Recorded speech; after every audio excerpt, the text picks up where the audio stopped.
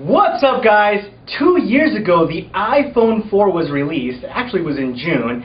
And also 2 years ago the Galaxy S was released, also known as the Fascinate.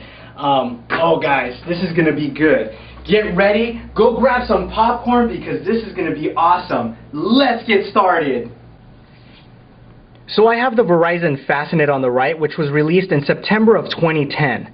I have the iPhone 4 over here, which was released in June of 2010. So if you bought this phone, you are now eligible for an upgrade. So how was life living with Android Gingerbread? And what if I told you that everything that this operating system has, this one doesn't, or just barely got it? I'm going to show you right now what version this is running. This is 100% stock, guys. There it is, Android 2.35. So if you have Verizon Fascinate, you will obviously know that that is true.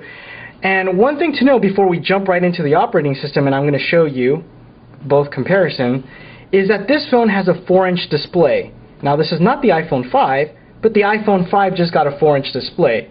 This was released in 2010. The iPhone 5 was released a week ago. So let's dive into the operating system and let's look into the new features, or what Apple calls new features, in iOS 6. So Apple claims there are 200 new features, but we're only going to go over the ones that they highlight on their website. The very first one is Panorama. Okay, that's fine. One of the new things that you're able to do is, and pardon for the glare, I know that the light, is Panorama, okay, which allows you to obviously take a picture and panorama view, which is fine. Let's go ahead and get rid of the iPhone. Actually, let's clone the iPhone. I'm going to show you guys something cool. Okay, let's bring out the Fascinate, running 2-year-old software. Let's go ahead and do this. Ah, look at that, Panorama. And I'll tell you what, guys, it works great. But most importantly, it has other features that the iPhone 5 or iOS 6 doesn't have, including one of my favorite ones called Add Me. Let me show you. You take a picture this way. I don't know if you guys could see that. Go ahead and click on. Okay, now I'm going to clone the iPhone. Go ahead and move that over here.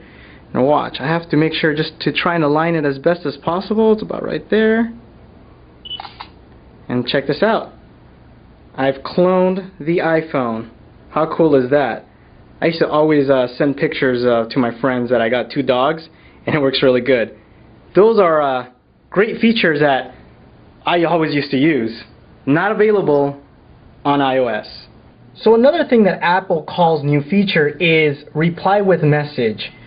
And this is when you get a phone call, you can reply with a message, and you can even create your own custom message.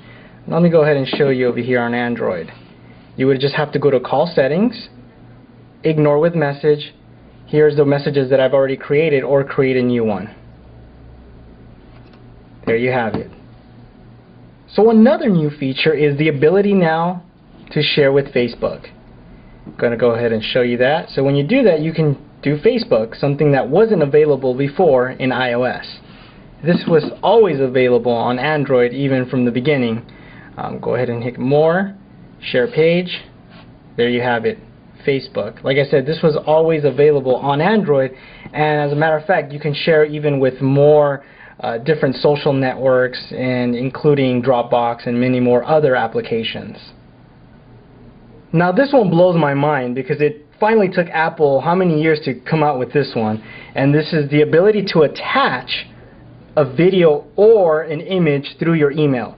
So there you have it. Now you can insert photos or video while you're drafting your email, something that was not, or you weren't able to do before.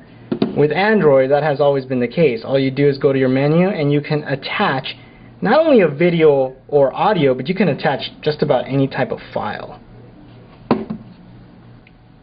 And since we're talking about attachments, one thing that they've also added is, for example, if you're visiting a website and it asks you to choose a file, you can now attach files to the website, mainly photos and videos.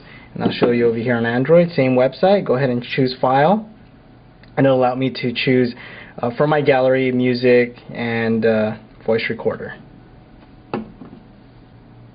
Another new thing that this guy got was Bluetooth, or Bluetooth sharing. This guy has always had it, and I haven't really tried it, but it doesn't really matter because Android has had that since day one. Now, iOS 6 or even iOS 5 brought new things to Apple's operating system. For example, Siri. This guy never got Siri. The iPhone 4 never got Siri. So I think there's a fragmentation issue also with Apple. Now with iOS 6, there's also other new features like, for example, navigation turn by turn.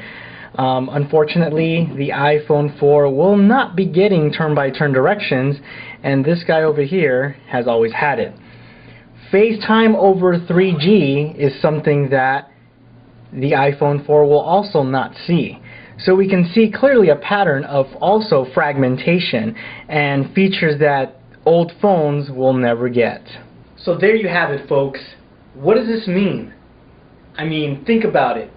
People are always complaining that Android has a fragmentation issue, but in reality, everything that is offered in Android as far as features goes, iOS is just barely getting it. I think that people just want to have the latest and greatest, and they're always complaining. But if you really sit back and enjoy the phone, Gingerbread, Froyo, and even Eclair are great operating systems. You know, with Apple, you either have three choices. You go with the latest and greatest, which is the iPhone 5 right now, and right out of the gate, it's pretty much obsolete to a certain degree. I mean, it just barely has a 4-inch display. It has features that were on Android since back 2010. Or you go back, actually I lied guys, this is actually an iPhone 4S.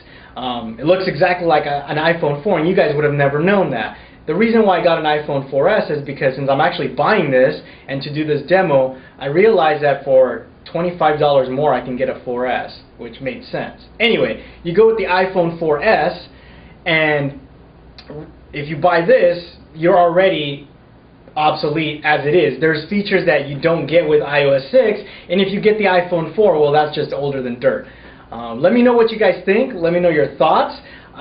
This is a very interesting subject that always gets brought up about Android's fragmentation issue. With Android, I can easily flash a ROM if I wanted to. As a matter of fact, when I've actually released a video, I put Ice Cream Sandwich when Ice Cream Sandwich just came out. I have a video that if you look through my video library on YouTube, when Ice Cream Sandwich was just released, probably a week, I ported Ice Cream Sandwich to this phone and it worked fantastic. So there's always a choice with Android. Once again guys, thanks for watching. If you like what you see, please subscribe, follow me on Google Plus and Twitter, and I will see you next week in my next video.